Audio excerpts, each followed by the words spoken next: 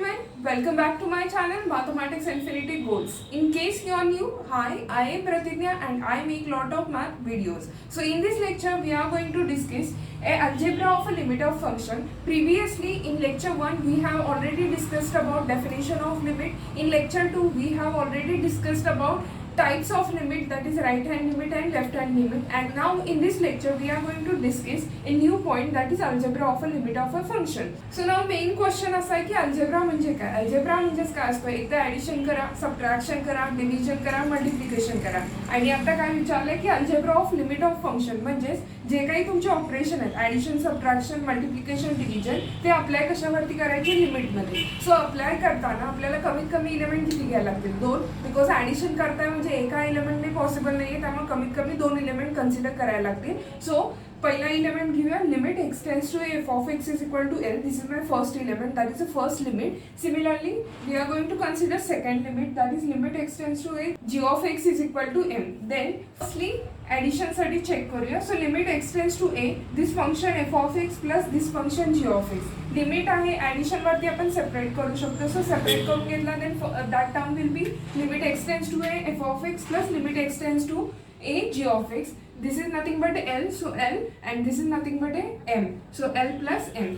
म्हणजेच ॲडिशन जेव्हा लिमिटवरती अप्लाय करतोय ती सेपरेट होतात आणि ती एक्झिस्ट करते, and that will give us answer, that is L plus M. Similarly सबट्रॅक्शनला पण सेम आहे. सबट्रॅक्शनवरती जेव्हा लिमिट अप्लाय करतात सेम काय झाले, स्प्लिट झालेलं आहे. पहिली value will give us answer L and second value will give us answer M. So L minus M. Addition असेल तर ॲडिशन मिळेल, सबट्रॅक्शन असेल तर सबट्रॅक्शन मिळेल. सिमिलरली थर्ड कंडिशन कुणासाठी, multiplication, that means limit x tends to f of x into g of x. म्हणजेच limit separate करूया दोन्ही फंक्शनला. So first term will be like this, that is limit x tends to f of x into this limit x tends to g of x.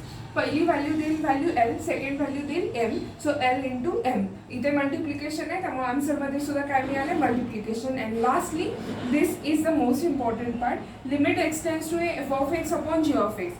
This will exist when, म्हणजेच आपण जे काही limit separate करतोय ह्याच्यावरती पहिल्यांदा न्यूमरेटरला separate करून गेला, this is my limit x tends to f of x divide by limit ह्याच्यावरती अप्लाय केला, then limit x tends to g of x.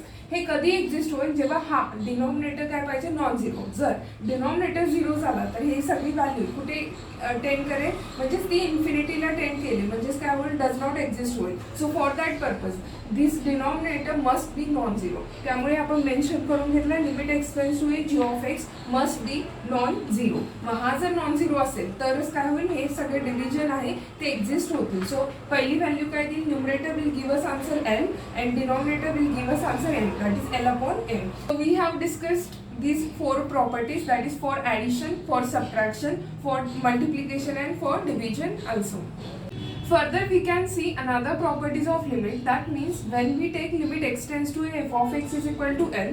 आणि जर आपण आता नवीन वेगवेगळे टाइप बघूया. सो पहिला टाइप घेऊया, limit x tends to a is c. Function काय घेतला, c म्हणजेच काय, constant. therefore constant will remain as it is, that is limit x tends to a c is equal to c. next limit x tends to a modulus f of x. मग f of x ची value L असेल, then modulus f of x ची value किती असेल, modulus L. Similarly limit x tends to a f of x it's a square. So ह्याची value जर L असेल तर f of x चा स्क्वेअर म्हणजेच काय येणार आहे, L चा square. Similarly limit x tends to a e raised to f of x, that can also be written as e as it is. हा लिमिट कुठे शिफ्ट होईल, f of x ला, that is limit x tends to a f of x, त्याची value किती, L, so e raised to L. Again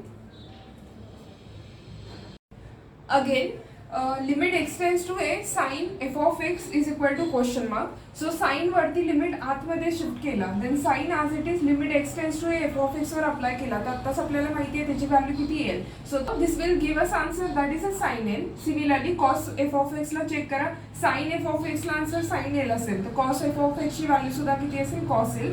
and lastly limit x tends to a p of x. What is a p of x? p of x म्हणजे polynomial function. Polynomial function म्हणजे कुठल्या फॉर्ममध्ये असते, constant plus a1x plus a2x square plus so on plus an x raise to n. या फॉर्मॅटमध्ये जर एखादी term असेल त्यालाच तुम्ही काय म्हणताय, पॉलिनॉमियल फंक्शन. आणि त्याच्यावरती जर लिमिट अप्लाय केला तर काय व्हॅल्यू येईल, इथे p ऑफ x आहे, f ऑफ x नाही आहे. सो x कुठे जातो, a ला, म्हणजेच p ची व्हॅल्यू, p ऑफ x ची व्हॅल्यू कुठे जाईल, p ऑफ a ला. So these are our new properties of a limit.